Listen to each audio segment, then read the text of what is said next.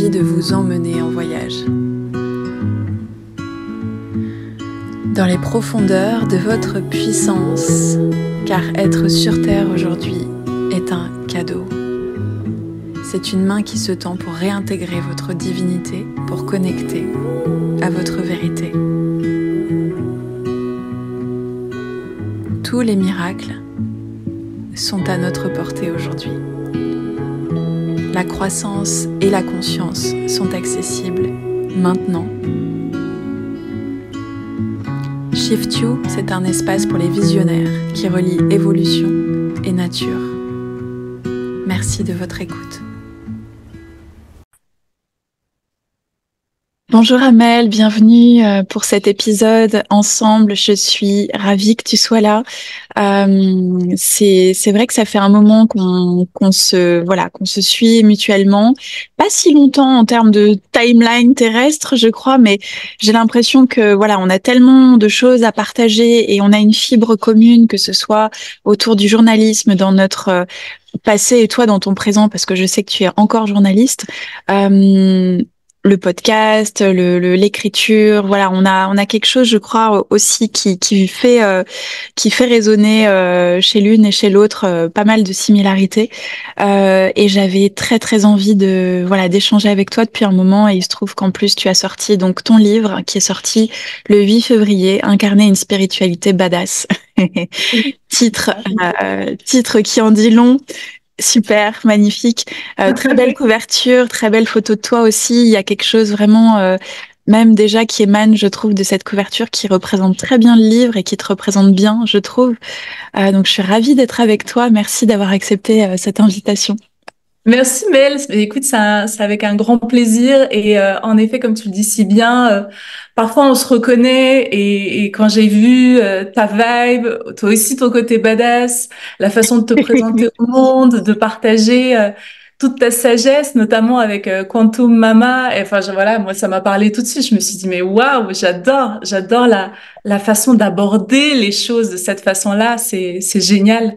Donc je suis ravie. Merci. Merci pour l'invitation. Merci Amel. Oui, c'est vrai, parce que effectivement, on était en lien depuis un certain temps et tu m'as proposé de venir faire un live chez toi sur ton compte Instagram et on a connecté comme ça et c'est super parce que je t'avais déjà dit de toute façon, c'est sûr qu'on va parler de ton livre, c'est sûr que tu viendras faire un épisode et puis voilà, le timing est parfait. On clôture le mois de mars ensemble, on est le 31. C'est mon dernier jour sur le mois de la spiritualité et sur toutes ces interviews de ce mois-ci. Donc voilà, merveilleux cadeau de terminer avec toi et puis d'aborder à travers ton livre tout un tas de sujets qui vont nous permettre et qui vont permettre aux auditeurs, aux personnes qui regarderont ce podcast sur les différentes plateformes, peut-être de te découvrir, de te connaître davantage, de savoir un petit peu pourquoi aussi tu as écrit ce livre. On va parler de tout ça en différents axes et puis on va se permettre bien sûr d'être dans le flow, d'aller voir un petit peu toutes les choses qui te semblent importantes et dont tu aimerais parler. Et avant toute chose, te présenter. Ce qui est intéressant, c'est que toutes les deux, on a un parcours journalistique. Tu as commencé par le journalisme.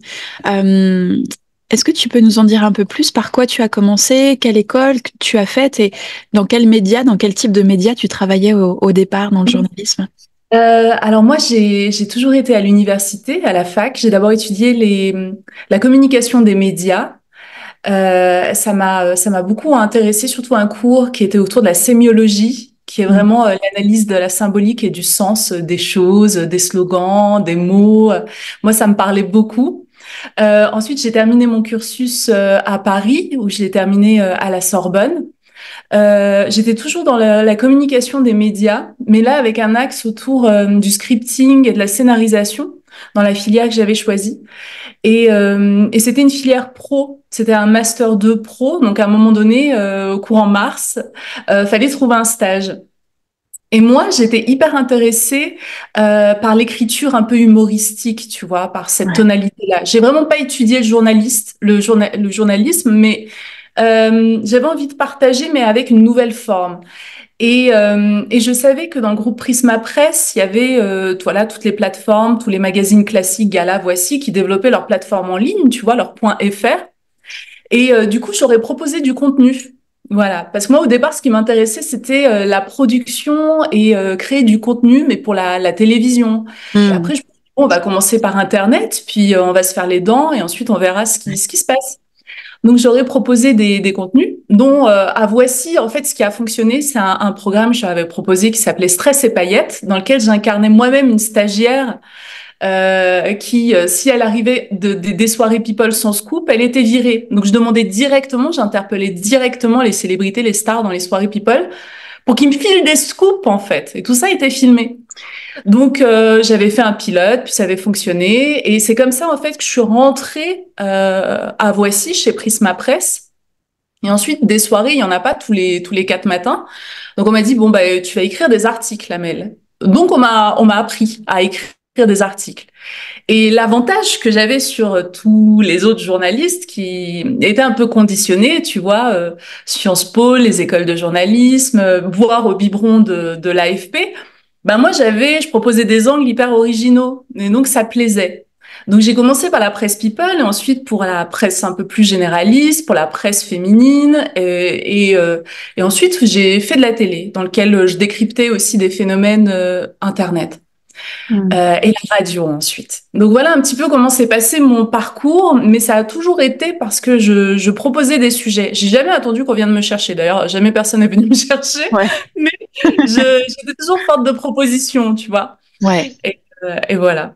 Super. De toute façon, oui, c'est un milieu tellement, tellement particulier. Je l'ai vécu. Alors moi, j'ai pas du tout ton parcours. J'ai fait effectivement une école de journalisme à Paris qui s'appelle l'IEJ. Peut-être que ça te dit quelque chose.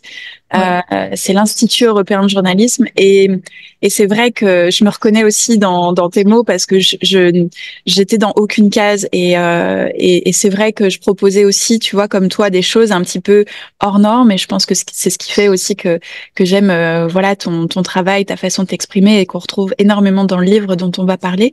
Et je comprends tout à fait cette oui cette volonté de voilà de sortir un petit peu du conditionnement et c'est quelque chose dont voilà on va aussi parler parce qu'il y a tout un je pense il y a tout un il y a toute une fibre aussi dans ton livre qui aborde cette idée de souveraineté, de réflexion, de revenir à vraiment bah, cette je dirais cette oui, c'est une forme de souveraineté spirituelle aussi.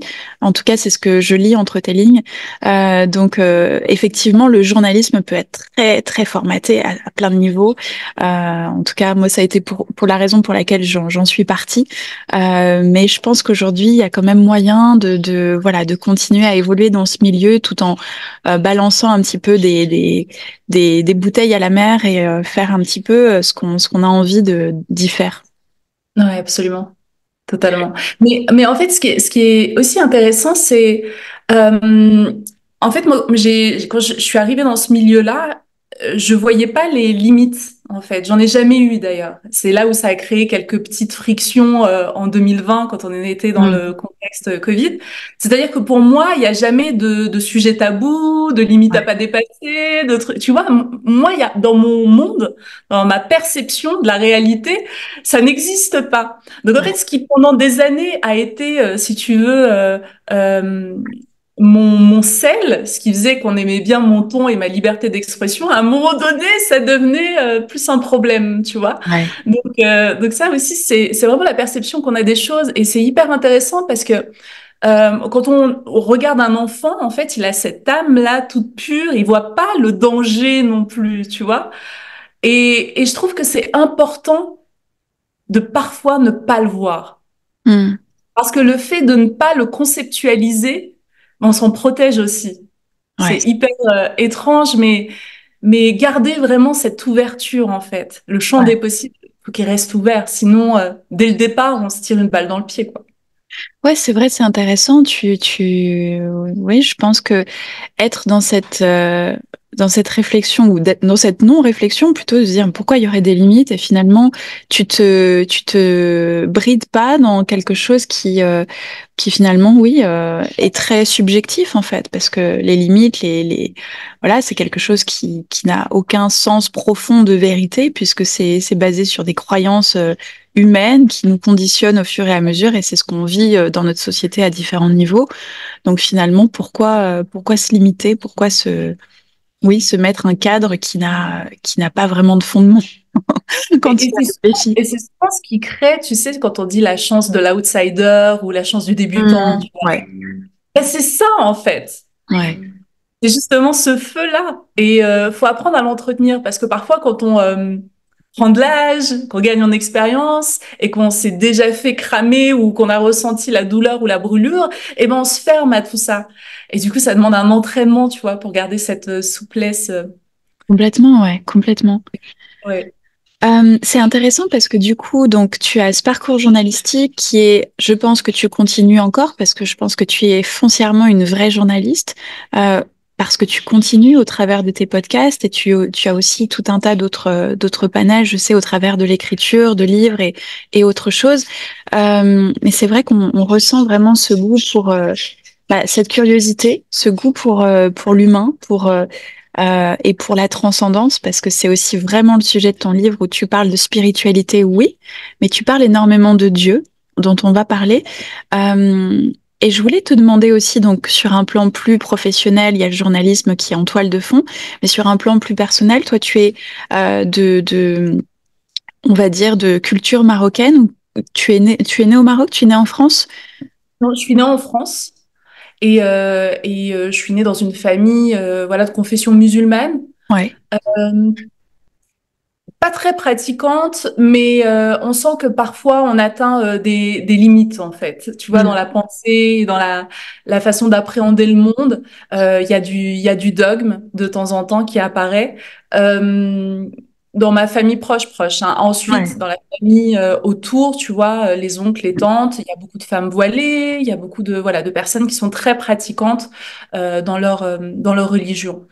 Euh, mais moi, en fait, ce qui s'est passé, c'est que très rapidement, j'ai un peu été bercée par plusieurs approches Ouais. Ouais. spirituelles.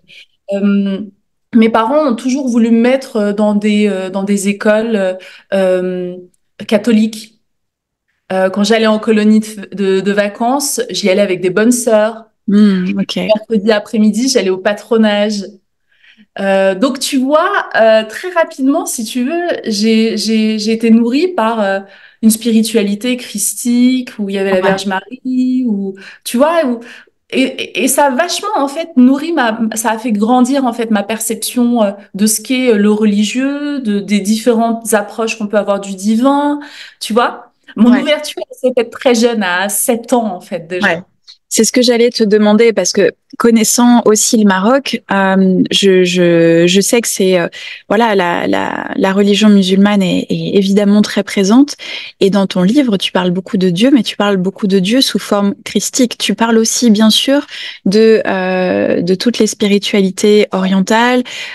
Tu parles d'Allah, mais il y a vraiment cet aspect, je trouve, plus connecté au Christ, plus connecté à cette culture latine ou occidentale que nous avons.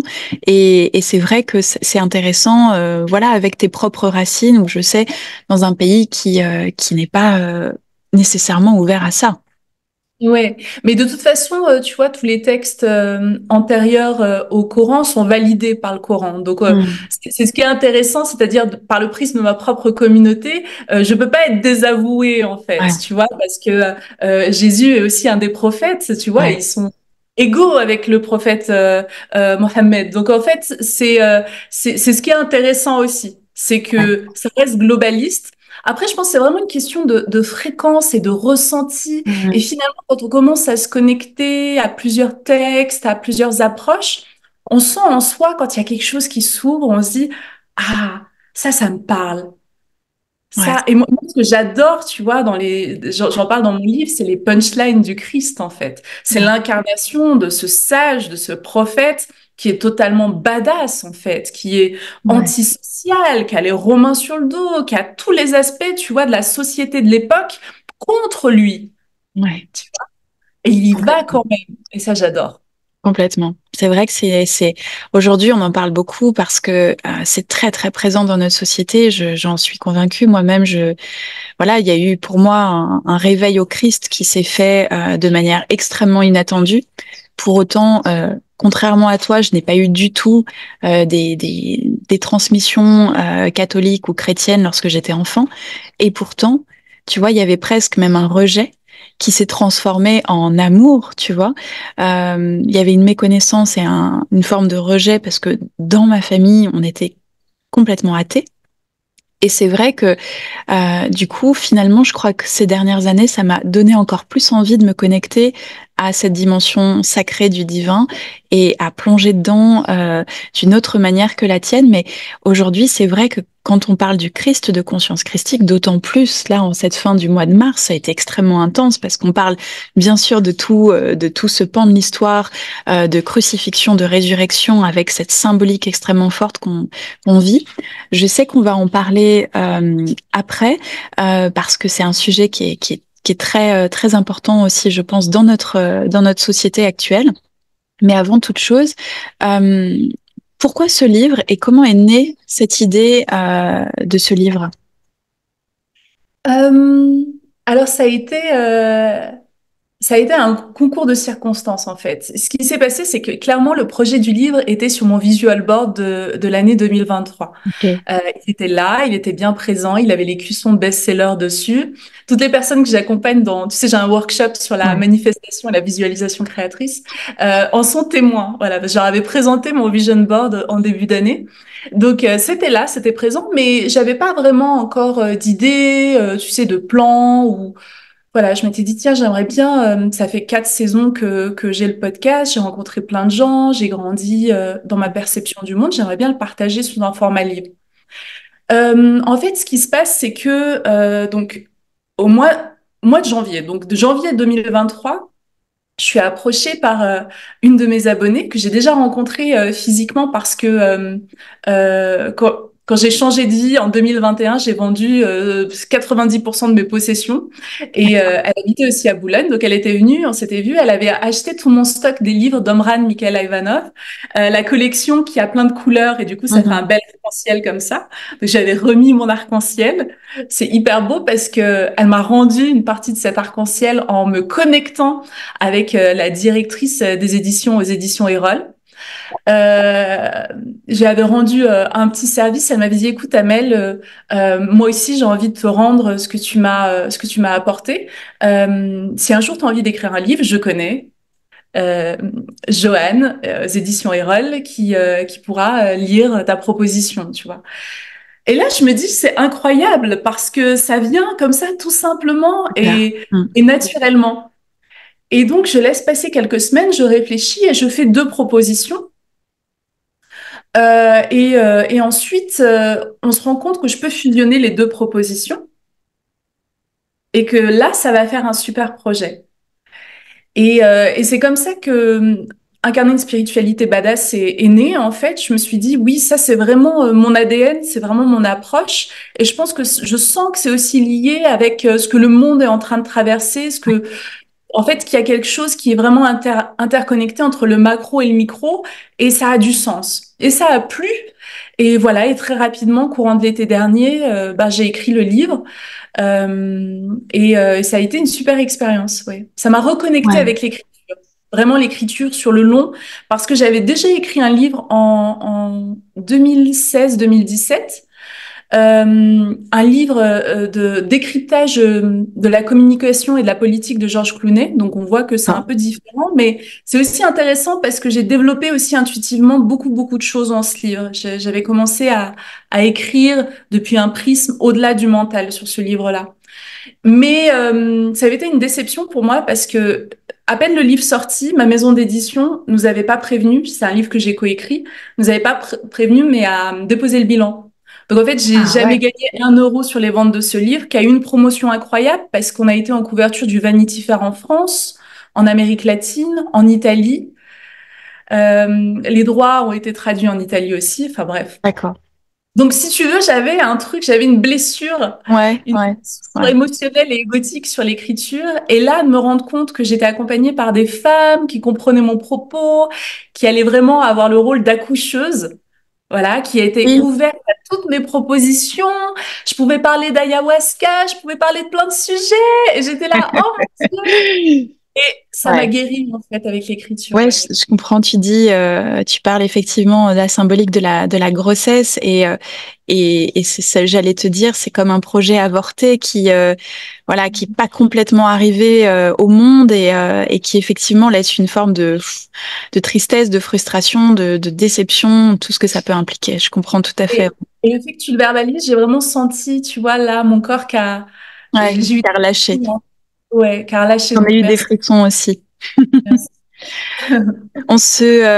Oui, on se permet d'être en miroir les uns les autres à chaque fois. Tu vois, c'est aussi pour ça que j'adore, je pense comme toi, être au contact des gens via les podcasts et m'intéresser aux histoires des gens parce que avant tout, il y a notre histoire personnelle.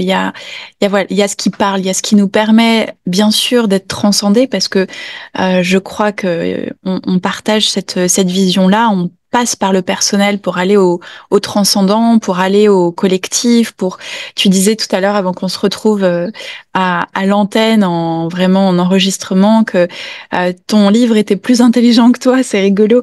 Et c'est ça, il y Absolument. a un côté où tu lâches prise. On passe par nos histoires pour en faire quelque chose d'autre et c'est comme ça que toute la création sur Terre fonctionne finalement.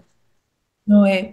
Et c'est hyper beau parce que on se rend compte que par l'acte de partage, comme ça, écrire un livre, faire de l'art, un podcast, peu importe ce que c'est, ben en fait, on rentre dans un véritable cercle vertueux, en fait. Mm. Et finalement, je sais que toutes les personnes qui vont se connecter à mon livre, qui vont avoir des ouvertures comme ça, qui vont comprendre des choses. J'ai des personnes sur le passage sur le diable Ouais, en particulier. Elles me disent qu'elles ont compris quelque chose de très puissant et qu'elles se sont mises à pleurer et que c'était tellement puissant qu'elles ont dû refermer. Elles m'ont dit dans quelques jours, je reprendrai la lecture, ouais, mais là, j'ai besoin de recevoir, là, d'encaisser ma prise de conscience. Et donc, je sais que toutes ces ouvertures qui se font, c'est des ouvertures pour accueillir encore plus de lumière à l'intérieur de soi. Et, et qu'on le fasse au travers de la joie, du rire, de l'écriture, de la philosophie, du partager du beau, c'est ce qu'on ouais. fait en fait. On ouvre en chacun d'entre nous des espaces pour accueillir encore plus de lumière. Complètement. Je te rejoins énormément là-dessus. Et d'ailleurs, en parlant de cette ouverture-là, de ces espaces qu'on ouvre pour les uns pour les autres, comment toi s'est passée ton ouverture spirituelle? Je sais que dans le livre, tu abordes trois grands moments qui sont des moments clés pour toi, qui sont finalement des grands moments de challenge, d'initiation, de tristesse, de violence aussi à certains moments, parce que c'est effectivement, je crois, la voie aussi peut-être on en parlera avec le Christ parce qu'il y a aussi cette voie christique qui nous fait vivre des initiations extrêmement puissantes. On passe peut-être par ce qu'on pourrait appeler ces fameuses blessures de rejet, d'humiliation, etc., comme le Christ peut les avoir vécues aussi. Il y a quelque chose qui nous relie beaucoup à ça. Donc, je suis convaincue qu'on a tous des grands moments d'initiation dans nos vies pour nous permettre d'arriver à une transcendance et de connecter à quelque chose de plus grand, à Dieu et d'aller vers cette ouverture spirituelle. Est-ce que tu veux nous parler de peut-être avec d'autres mots parce qu'on le trouve dans le livre, mais rebondir sur ça, sur comment s'est passé pour toi cette ouverture spirituelle au monde? Hmm. Ouais. Je l'ai partagé qu'une fois, en fait. Je l'ai partagé dans un podcast autour de l'enfant intérieur, Vibe avec ton enfant intérieur de Valérie. Et c'est un moment, tu parlais de violence tout à l'heure, et c'était un moment d'extrême violence. Je devais avoir 6 ans et mes parents se disputaient très puissamment. Il y avait des gestes violents, il y avait beaucoup de cris. Et, et moi, avec ma perception d'enfant, le fait de voir ça, j'ai vraiment ressenti énergétiquement que il allait se passer un drame, en fait. Hmm. J'ai vraiment senti que là, j'allais assister à quelque chose de très violent. Et j'ai eu un décrochage. Si tu veux, j'ai tellement crié pour leur dire d'arrêter, en fait, pour stopper la séquence, stopper ce film qui se déroulait sous mes yeux, que, foot, mon âme s'est décrochée Hmm. et j'ai fait ma première sortie de corps. Ouais. C'est ça. Et, hum, et c'est hyper puissant, en fait, ce qui s'est joué à ce moment-là, parce que cette scène qui a été très traumatique, et qui l'est encore pour moi, parce que j'en parle encore et qu'elle est encore présente, et que j'ai beaucoup travaillé dessus, mais je sais que c'est l'origine d'une blessure. Hmm. J'arriverai certainement pas à guérir dans cette incarnation, mais qu'en même temps, ça a été le moment où mon âme a pu s'extraire et un peu comme le génie qui sort de sa lampe, Ouais, j'ai aussi été délivrée. Si ouais, tu veux, au même moment, j'ai été intimement blessée et délivrée. ouais. Et ce moment-là, il est hyper impactant dans ma vie et dans mon initiation spirituelle, en fait. Parce que je pense que c'est aussi le moment où j'ai pu laisser rentrer, tu vois, une La parcelle lumière. de lumière. Ouais. J'ai craqué la coquille et tchac, tchac. Mais il y a eu un échange d'énergie qui s'est fait, tu vois. Hmm. Et ouais, ce moment-là, pour moi, il est vraiment, ouais, pour moi, c'est là où tout a commencé. Hmm. Et tu n'en parles pas dans ton livre de ce moment-là? Non, j'en ai pas parlé parce que je savais que mon père et ma mère allaient lire le livre, celui-là en tout cas, et que j'avais pas envie que ça passe comme ça en fait. Ouais, Si tu veux, eux, ils ont conscience de ce qui s'est passé à cet instant-là. Ils le savent, on en a discuté.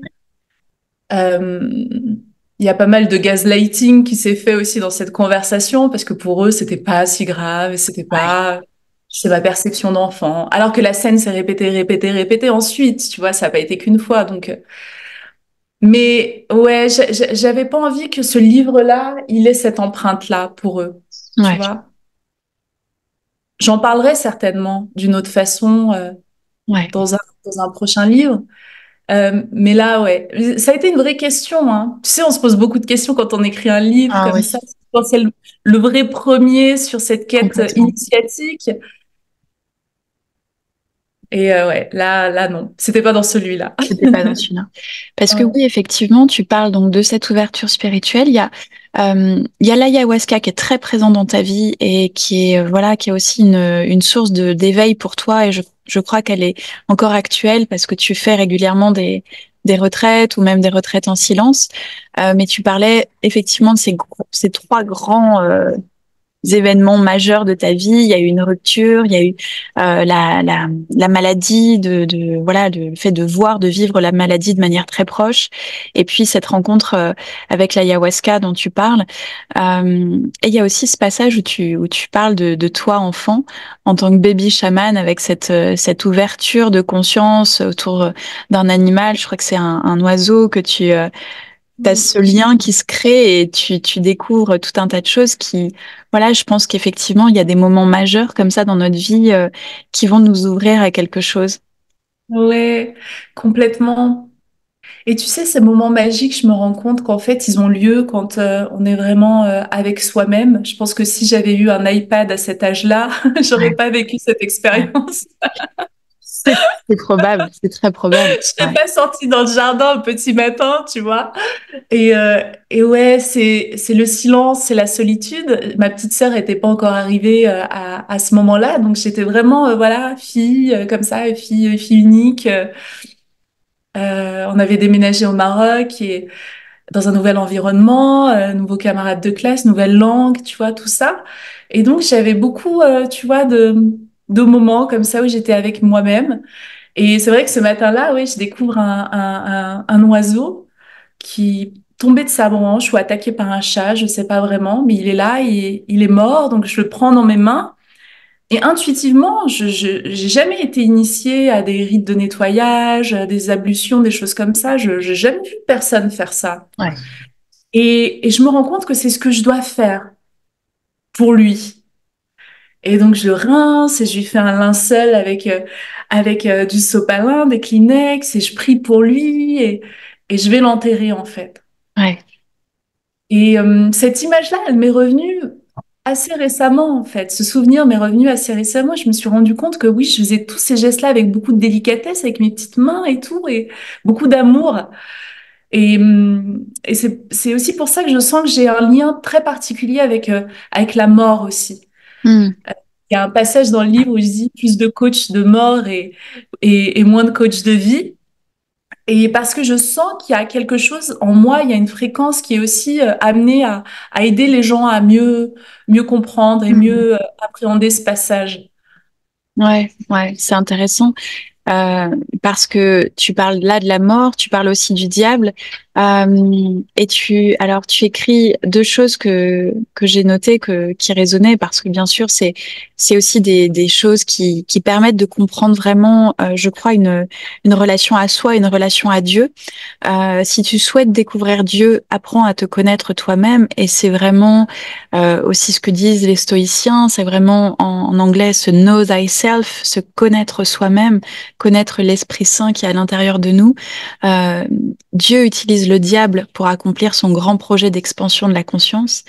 Donc on revient à cette idée que Dieu est un et qu'il n'y a plus aucune séparation, plus aucune dualité, que tout ça n'est que perception de conscience parce que ce grand plan divin est extrêmement bien orchestré. Il n'y a pas d'erreur, en tout cas c'est ça, c'est ce dont je suis convaincue maintenant. Effectivement, je trouve ça hyper intéressant de ramener ça aujourd'hui dans ce contexte de société où on a énormément de dualité, où on a énormément de cette sensation d'opposition de force entre le bien et le mal, entre le diable et Dieu. Comment toi se réveille à Dieu fondamentalement, parce que c'est une chose, je pense, pour certaines personnes de parler de spiritualité et une autre de parler de Dieu. Aujourd'hui, moi, ce process aussi, il a été très fort parce que je ne trouvais pas les réponses dans les méthodes spirituelles, etc., que je recherchais profondément.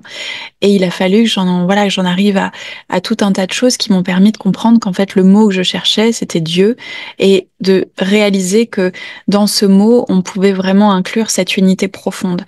Et avec évidemment un regard plus latin, plus occidental, avec la fameuse conscience christique dont tu parles aussi. Comment toi, tu définirais ta rencontre avec Dieu? Hum. Alors moi, ce que j'adore dans un cheminement comme ça, initiatique, personnel, euh, c'est l'expérience directe. Le fait d'expérimenter les choses, le fait de s'autoriser à être curieux, à tester des choses, à... Je me rappelle qu'un jour, j'avais fait un épisode de podcast d'ailleurs sur le sujet. J'étais allée dans la forêt de Meudon, à côté de là Ouais. où j'habite.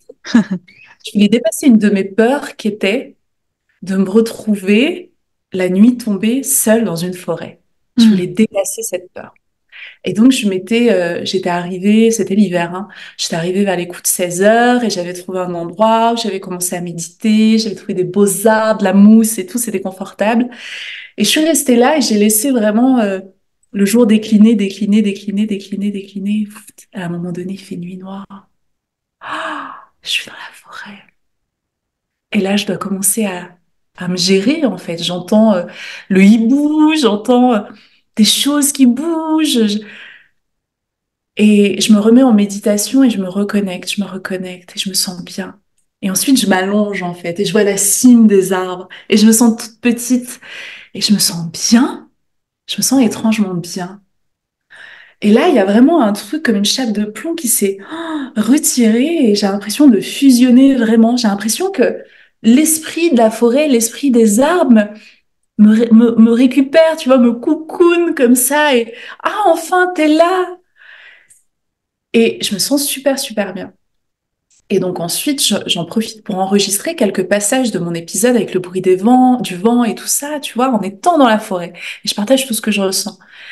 Ensuite, je me dis, bon, quand même, je vais partir, tu vois, et je commence à me lever et à marcher, et je sens que le fait de retourner dans le béton, d'aller prendre mon bus pour rentrer chez moi, enfin, je me rends compte qu'il y a comme une friction et que c'est comme si ma maison, c'est là. Ouais. Et là, je me dis, waouh, c'est incroyable ce qui se passe. J'aurais jamais imaginé. Finalement, j'ai voulu vivre une expérience pour dépasser une peur, et là, je me rends compte que ma maison, c'est là, en fait, à la base. C'est là que je me sens bien, en fait. Et donc, c'est pour ça que l'expérimentation directe des choses, s'autoriser à vivre des bulles, des moments comme ça, où on se lance dans une aventure un peu Ouais. étrange, pas beaucoup de personnes vont comprendre ce qu'on est en train de faire là, mais Ouais. on a besoin de le faire parce qu'on va être initié à quelque chose, on va ressentir quelque chose, on va vivre une rencontre. La fameuse rencontre du troisième type, c'est celle-ci en Ouais. fait. Ouais. Tu vois. Et ensuite, on a quelque chose à raconter, et puis surtout, on a ouvert un nouvel espace en nous, une nouvelle compréhension de nous-mêmes, qui était inconnue jusqu'alors. Et ça, pour moi, c'est important, parce que quand on se connecte, quand on a envie de se connecter au divin, il n'y a rien de mieux que de passer par soi, de se dire, oh, je vais m'explorer moi-même. Mm. Je vais faire des trucs que j'ai jamais fait. Ouais. Allez, on va commencer par ça. Ça peut pas, ça peut, on n'a pas besoin de faire des choses extraordinaires, hein. Moi, la forêt de Meudon, elle était à 7 minutes en bus de chez moi. Et ça a suffi pour vivre cette expérience. Juste faire preuve de créativité. Ou parfois, ça, les idées, elles arrivent aussi parce qu'on écoute, on entend des choses et on se dit, ah, ça, j'aimerais bien tester, tiens. Quoi, un bain sonore, des gongs comme ça, je m'allonge et, ah, ça m'intéresse, j'aimerais bien essayer, tu vois. C'est Mm. là que tu vas vivre des petites transes, des moments où, waouh, tu vas recevoir un message, tu vas avoir un souvenir qui va pop-up, tu vas avoir une réponse à une question que tu te poses depuis pas mal de temps, clac. Et ça, c'est vraiment ta connexion au divin. Mais Ouais. ce qui est intéressant, c'est que ma connexion au divin, elle est personnelle, elle est intime, la tienne aussi. On les partage et parfois on trouve des points de connexion et se dit ah ouais, ça aussi. Ah, ça m'est déjà arrivé d'être en méditation et de pleurer des vraies larmes de grâce et de sentir tellement d'amour qui me tombe dessus comme une douche d'amour, tu vois, et on se dit Mm. ah ouais, toi aussi t'as visité cet espace-là et t'as ressenti ça. Ah mais c'est fou, mais moi aussi. Et là on se rejoint sur des choses. Et ce qui est intéressant, c'est de voir que euh, Brahman, Allah, enfin le Christ, en fait, c'est des fréquences qui nous amènent au même endroit, en fait, vers un point d'unité absolu, lequel où finalement on peut prendre n'importe quel sentier et on va y arriver. Et on va exprimer les choses de la même façon, parce qu'on aura été connecté à la même fréquence. Et ça, c'est magnifique.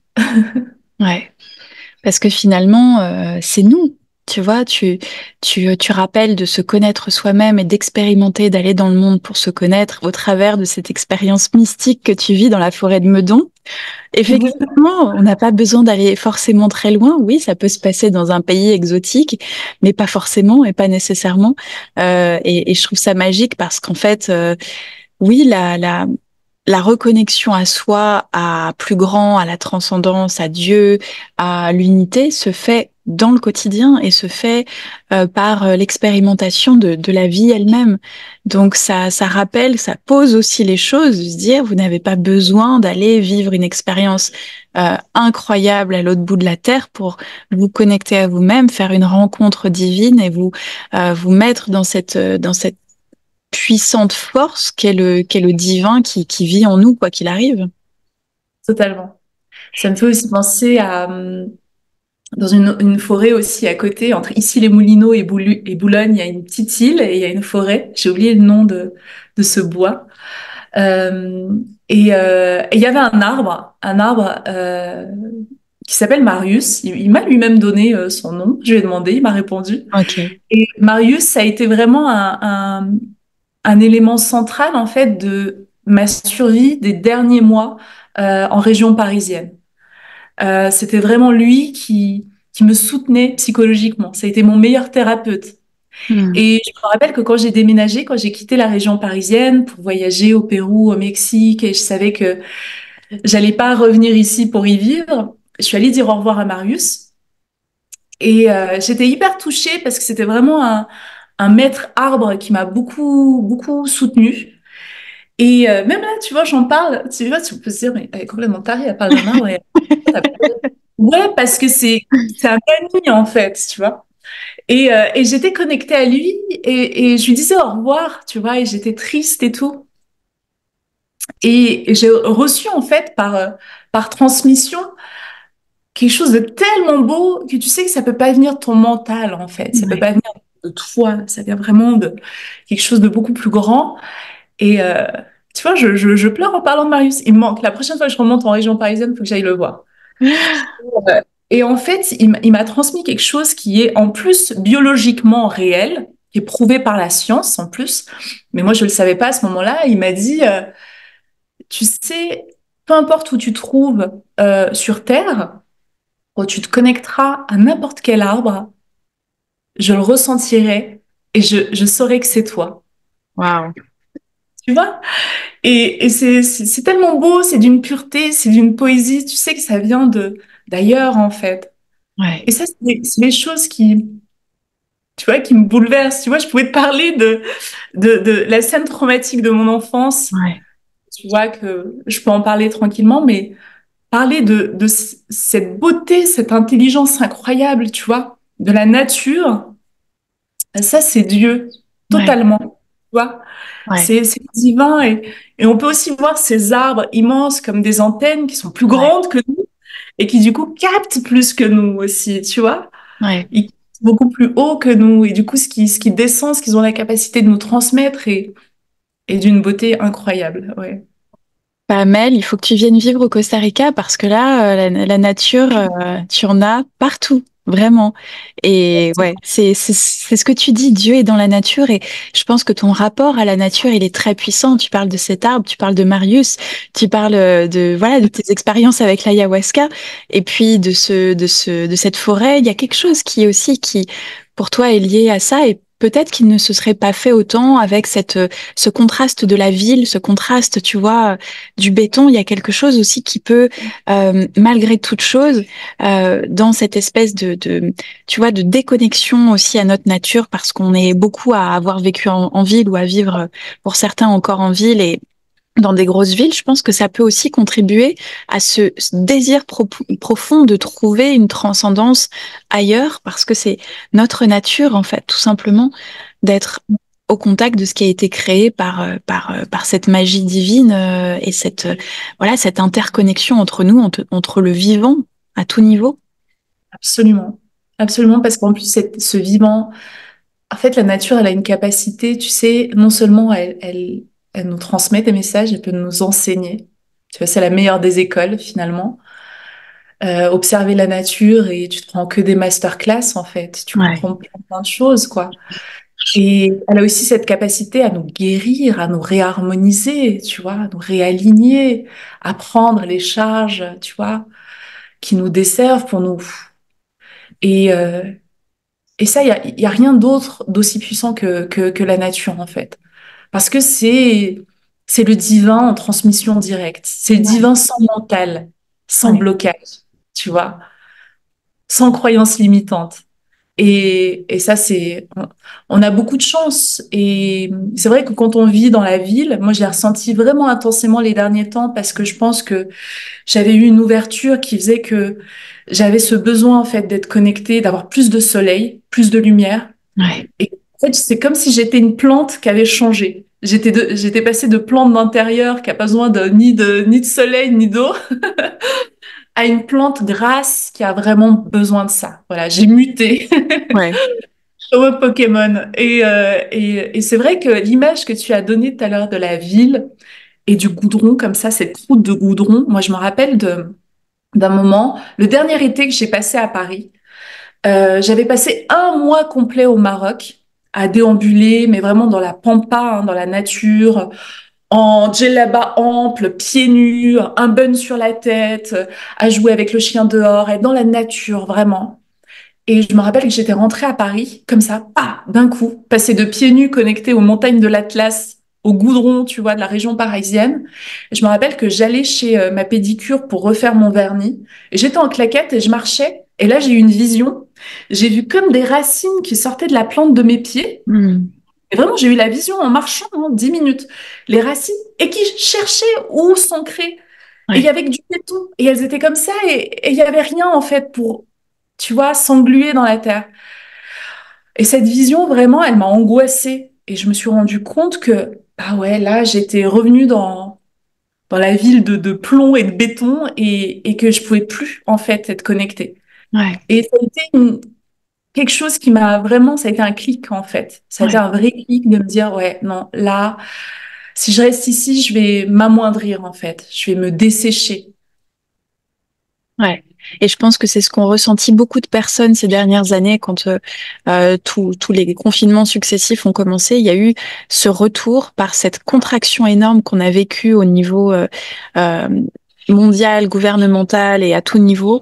On a vécu une expansion aussi fulgurante et un retour fulgurant aux fondamentaux. Le nombre de personnes qui sont parties des grandes villes de Paris qui cherchaient des maisons de campagne, qui cherchaient à aller ailleurs, ça a été incroyable. Et ce rappel de se dire, waouh, en fait, je cherche à tout prix à m'enfermer dans une ville sans le savoir et à être là où il y a du travail, évidemment, parce que ça a été créé comme ça. On a poussé les gens vers la ville avec cet exode rural qui avait aussi, qui a suivi son cours jusqu'à, je pense, à un extrême aujourd'hui. Et en même temps, cette énorme contraction a rappelé aux gens l'essentiel. Et effectivement, la nature a repris beaucoup de sens, je crois, pour beaucoup de personnes. Et cette liberté qu'elle nous permet, cette connexion au divin qu'elle nous permet, et d'ailleurs, tu as un regard, je pense, qui est dans le livre et globalement dans ce que tu transmets, mais dans le livre, tu as un regard effectivement très critique sur cette société, tu parles beaucoup de consentement, tu parles de predictive programming, qui sont vraiment tout ce qui va préparer notre mental à accepter certaines informations ou non. Tu parles des soft powers, de la programmation par les films, la culture pop, les images, les idées, tu parles même du transhumanisme. Tu as vraiment ce regard aussi très conscient sur la société qui peut aujourd'hui nous donner vraiment l'impression d'être en opposition totale avec la nature, Dieu, cette connexion à la transcendance d'un côté, et puis cet ultra-matérialisme de l'autre. Quelle était ton intention justement en parlant de tous ces sujets et, hum, et finalement, quel est ton regard sur cette société aujourd'hui? Ouais, c'est déjà merci d'avoir repéré tout ça dans le livre. Preuve que tu l'as bien lu. Oui, n'est-ce pas? Je fais mon travail de journaliste à fond. Je te remercie. Bah, en fait, de mon point de vue, en réalité, je pense que tout est spiritualité. Hmm. Même le transhumanisme, même la volonté de déconnecter les gens du vivant en les entassant dans des villes, dans des immeubles et en bouffant que de la nourriture transformée. Tout est spiritualité, tu vois. Tout est là, en fait. C'est un énorme game qui est juste là pour nous apprendre à discerner, à grandir, à devenir autonome. Ouais. Parce qu'il y a des gens qui ont 70, 80 balais, mais qui sont encore des petits-enfants, hein, qui ont jamais pris une décision en leur âme et conscience, vraiment, vraiment ce qu'ils voulaient faire dans leur vie, qui n'ont jamais fait leur vrai, véritable choix personnel. Tu vois, ils ont grandi, ils ont été conditionnés et ils vivent au travers d'un conditionnement. Et on va pas faire de vagues, tu vois, on va pas faire de Hmm. scandale. Hmm. Donc, grandir, c'est se dire, ça ne me va pas, ça, c'est pas aligné avec moi, je ne suis pas d'accord avec ça. Et quand bien même 99% des gens vont aller à droite, si moi je veux aller à gauche, j'irai à gauche. Voilà. Et là, on va Désobéir. désobéir pour être soi-même. Hmm. Désobéir pour, euh, pour déjà cerner et capter intuitivement ce qui est ajusté pour nous, ce qui est juste pour nous, de qu'est-ce qu'on veut, qu'est-ce qu'on ne veut pas. Il y a plein de gens qui en ont pas la moindre idée. Il y a beaucoup de personnes qui sentent qu'elles sont dans un domaine professionnel où elles ont envie de changer, ça leur va pas, ça leur correspond pas, elles sont tristes et malmenées et tout ça. Mais si tu leur demandes, ok, très bien. Et qu'est-ce qui mettrait ton cœur en joie? Qu'est-ce que tu Ouais. aimerais faire? Qu'est-ce que tu aimes faire dans la vie? Ils savent pas. Ils savent pas du tout. Hmm. Et ça, quelque part, c'est dramatique parce qu'on se rend compte que en rentrant dans un système d'obligation, de faire les choses parce que c'est comme ça qu'il faut le faire, ou Ouais. t'as toujours fait les choses comme ça, ben en fait, on passe à côté de l'essentiel, tu vois, de trouver où est ma joie à moi, pas ce qui va mettre en joie mon père, ma mère, non, moi, parce que c'est moi, là, le personnage principal de mon jeu, quoi, de ma pièce de théâtre, c'est moi, en fait. Et à partir de là, se dire, OK, ça, je kiffe, ça me met en joie, ça, j'apprécie, bah, je vais le faire, je vais le faire, je vais le faire. Et c'est pour ça que tout est spirituel en réalité. Ouais, Parce que tout va nous amener à ça. On parlait des expériences du confinement et de la tyrannie politique de cette période-là. Ça n'a pas changé, c'est toujours tyrannique, mais surtout là, il y a eu un point, il y a eu un apex. ouais, Et sans ça, sans, déjà, sans cette période-là, il n'y aurait pas eu mon podcast, j'aurais jamais créé mon podcast, tu vois. C'est ouais. ça. L'a créé à ce moment-là. Mais oui, en fait, l'idée, elle était là, mais et faire de la radio, tu vois, je travaillais pour le Ouais, service public, Radio France. ouais, Voilà, là, tu étais vraiment dans la propagande d'État. Et ouais, je me dis, ouais. mais Dieu m'a donné un chakra de la gorge bien ouvert, mais c'est pas pour faire ça, en fait. Moi, j'ai pas envie de faire peur aux gens. Ouais, Et là, je me suis dit, attends, ok, bah, faut que je crée autre chose, en fait, dans lequel je vais pouvoir être libre et moi-même à 100%, et où je vais pouvoir, voilà. Mais tu vois, donc du coup, t'as toujours cause et effet, tu vois, cette dualité, cette polarisation qui va nous pressuriser au maximum pour qu'on crée ce diamant-là qui est ouais. nous-mêmes. Ouais, je te rejoins beaucoup. C'est évidemment le grand jeu de la vie qu'on se propose à nous-mêmes en permanence, en fait. Tu dis aussi, le consentement représente la véritable monnaie d'échange qui fait tourner le monde. Et, Ouais. et c'est vrai il y a quelque chose d'extrêmement visible aujourd'hui sur cette notion de consentement, qui pourrait être aussi cette notion de libre arbitre, finalement, dont on parle beaucoup. Ouais, mais en fait, tu sais, ça match avec mon passage sur le diable. Il y a une phrase dans le livre où je dis Dieu a donné au diable les clés des hommes, l'accès aux hommes, mais Dieu a gardé l'accès aux âmes. Mm. Et en fait, dans les Ouais, sphères subtiles, le consentement, en fait, si tu veux, c'est comme si Dieu a dit au diable, OK, vas-y, t'as accès à tout. T'as la possibilité de les tromper, de leur mentir, de les manipuler, absolument sur tout. T'as accès à tous les jouets, à tout ce qui est disponible, tu peux le faire. Moi, j'ai confiance, ils vont revenir vers moi, tu vois. Genre, genre ouais, je parle à la place de Dieu, mais t'as compris. Euh, mais j'ai confiance en mes créatures, je sais qu'elles retrouveront le chemin vers moi. Elles retrouveront le chemin vers la lumière, vers la conscience. Et sauf, il y a eu comme un petit astérix, c'est tu as le droit absolument de tout faire avec eux s'ils consentent, si ouais, tu as leur accord, ouais. s'ils sont d'accord pour. S'ils sont d'accord pour rester enfermés chez eux, s'ils sont d'accord pour mettre deux masques, s'ils sont d'accord pour mettre des gants, s'ils sont d'accord pour aller faire quatre picouzes. S'ils sont d'accord, ok. Le consentement, c'est ça qui est génial en fait. Tu sais, les gens, ils ont l'impression que on vit dans un système d'obligations, de règles, de lois, tu vois. Mais en fait, en réalité, en vrai de vrai, il n'y a rien. C'est un système de consentement. Si tu ne consens pas, Totalement. Mm. il ne se passera rien. C'est dingue. Je sais que ça, ça peut casser nos cerveaux de se dire, mais en fait, il n'y a rien. Ben non. Ouais. Il n'y a que ton consentement. Il n'y a que ta validation tacite. Il n'y a que ta validation. Si tu dis oui, si tu dis non. Mais si tu dis non, on va pas te forcer. Et c'est exactement ce qui s'est passé. C'est pour ça que l'expérience du Covid Circus, ça a été un test grandeur nature. Ça a été un test de foi. C'est-à-dire qu'un matin, je me suis réveillée, j'ai dit, mon Dieu, je sais qu'il va y avoir une espèce d'obligation là. Si c'est dans mon intérêt de pas le faire, j'ai envie de recevoir une solution, une piste là. Dans la matinée, c'était fait. En fait, c'est vraiment le parcours initiatique, c'est un chemin qui s'allume quand tu avances, quand tu marches. Mm. C'est comme si tu es dans le noir absolu, mais un noir, nuit noire. Et tu dois avoir assez de courage, assez de confiance pour dire, OK, je vais mettre un pas, je vais avancer là, tout droit, et je vais mettre un pas devant l'autre. La route, elle va pas s'éclairer pour que tu avances dessus. Jamais.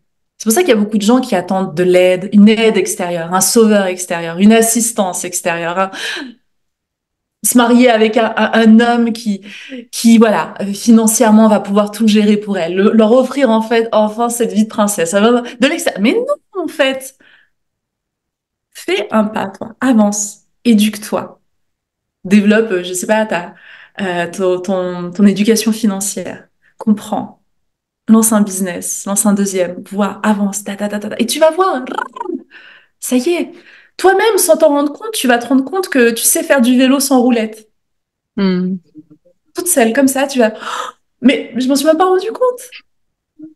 Et, et ça, c'est important. Cette notion du consentement, pour moi, elle est primordiale. Elle est primordiale. C'est vraiment la base de tout. Ouais. Ouais. Merci. Choisir en son âme et conscience, en fait. Ouais, Choisir en son ouais. âme et conscience. Mais vraiment, on dit en son âme et Et conscience. confiance, tout à Pas fait. depuis tes croyances limitantes, pas depuis ta programmation. Ça, c'est pas le discernement. Ça, c'est la peur. Hmm. C'est la peur. Faire des choix par peur.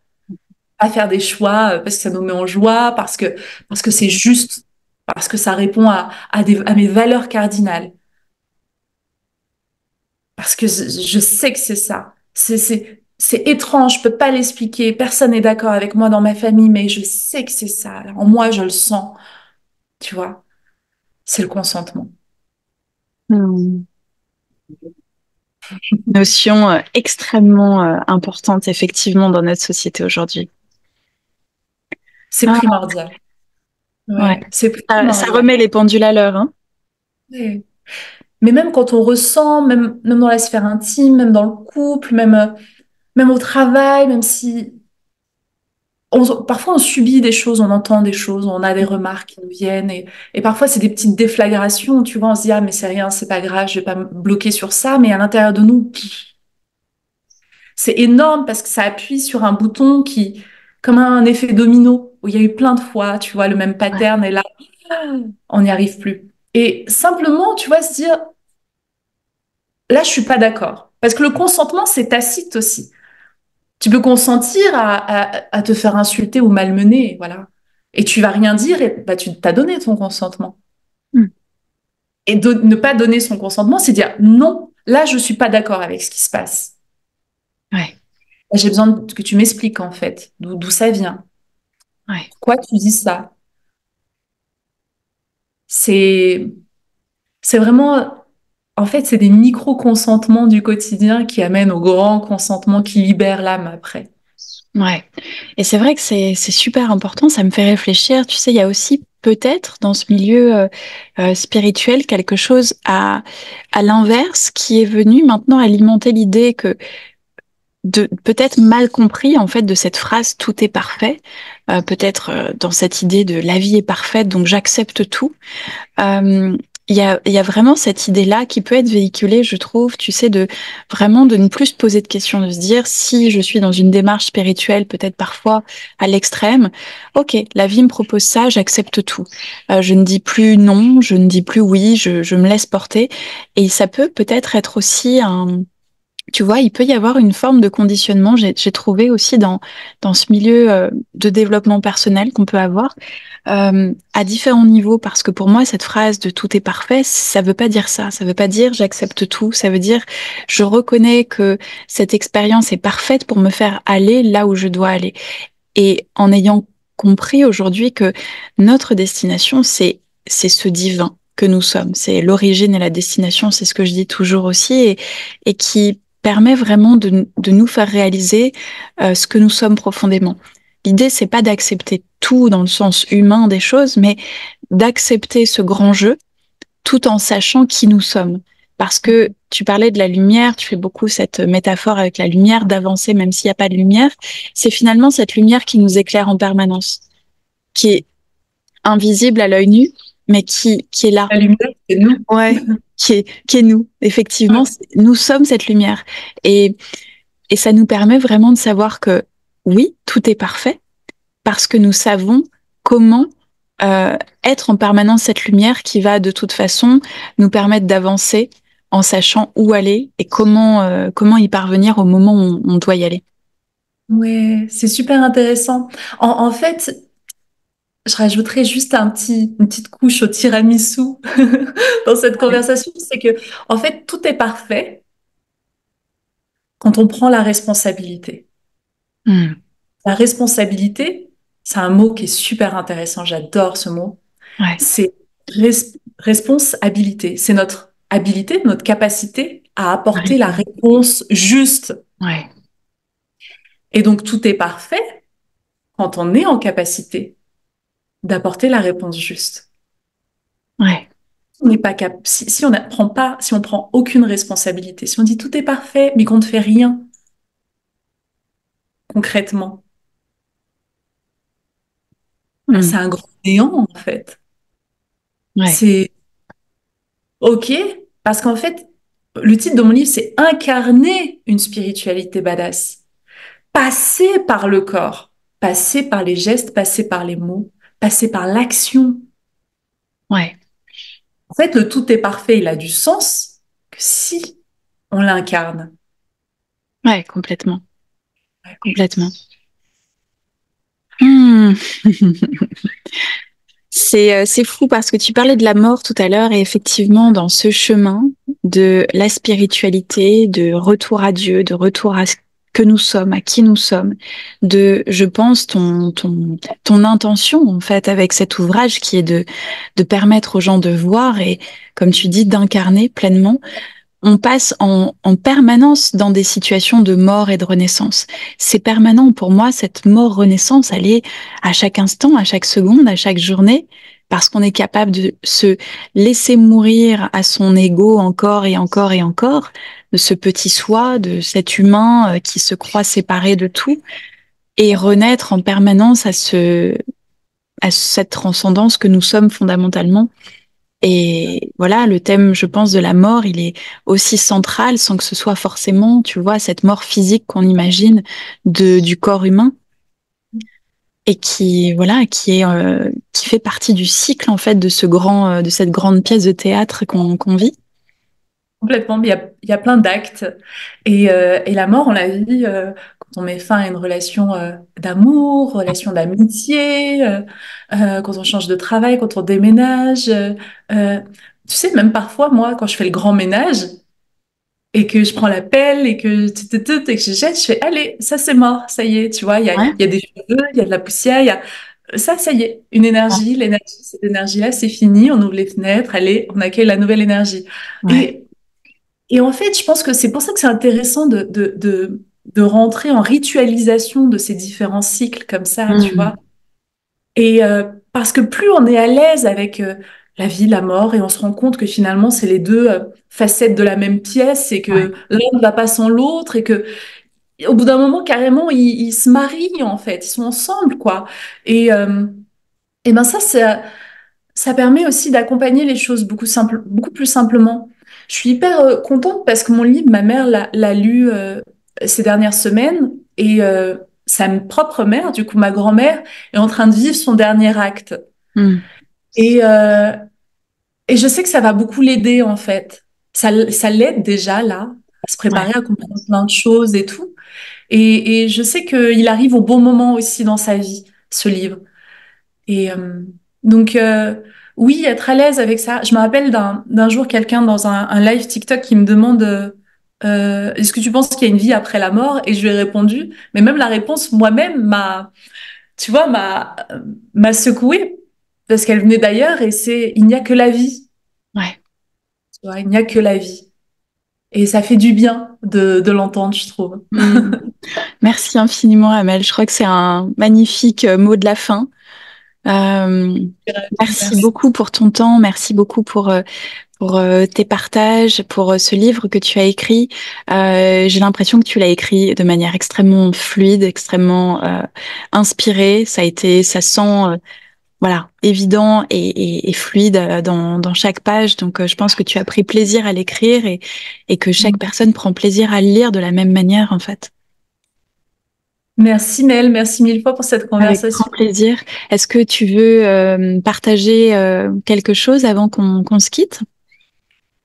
Euh, S'autoriser à accueillir sa vulnérabilité, à accueillir sa sensibilité.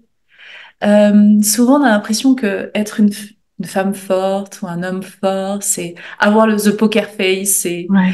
c'est paraître et voilà, être une espèce d'automate. Mais non, être puissant, c'est être puissant dans tout ce qu'on est en fait.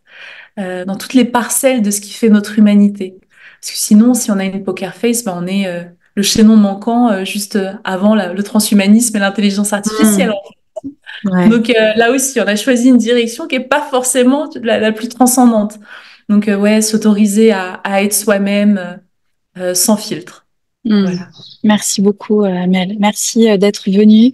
Tout le meilleur pour ce livre, voilà, pour sa diffusion. Et puis, je sais qu'il y a un deuxième livre qui est en cours. Je l'ai vu passer et ça ne m'étonne pas parce que quand on est inspiré comme tu l'es, je pense que effectivement, c'est un chemin qui ne fait que commencer, en fait. Merci Mel, tu m'as envoyé ton livre et je vais bientôt le lire et Avec grand plaisir. on reparlera avec grand plaisir. Merci. On se parle de nos aventures littéraires communes. Merci beaucoup. Merci.